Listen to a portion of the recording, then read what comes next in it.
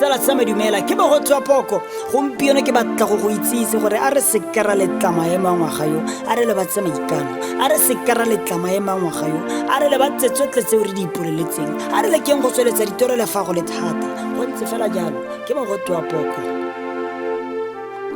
A re thaka re tswelele ka botshelo le fa go le thata jang, a re tswelele ka botshelo jaaka tlwaelo, a re leke go tsweletsa toro le fa go le thata, a re gateng re gatela pele ga nkitla ikepa re pokotetse matsogo, re lebane le dikgwetlho, re lebane le matlhotlapelo ga e se sa ntlha re lengwa ke ledimo. A ko re kukeng dihuba re gopole maikano, a ko re kukeng dihuba re gopole tlala, a ko re kukeng dihuba re gopole go mo go rona re itirele fa re sa itirele re a re tla direlwa ke mang. Kana ga e se go fela ga lefatshe, ga e se go ema ga tlhaloganyo, ga e se go ema go nagana le fa go le mogote o sa tubelweng re santse re ka iteka, re santse re ka ituela. Tlogela tsa gore bolwetse bo ntshwere matsogo, bolwetse bo nkemisitse itshireletse o sale ditaelo marago ntse o khukunela tswelopele, ntse o khukunela tshelo jo bo tokafetseng. Ipotse gore ga bo ka tlhasela ngwaga re tlile go dira jang, ga bo ka tlhasela ngwaga o tlile go tswelela ka gore bolwetse bo ntshwere matsogo. Badiragatsi tlhanololang ditlhaloganyo, badiragatsi dirang ka natla le fa go le thata,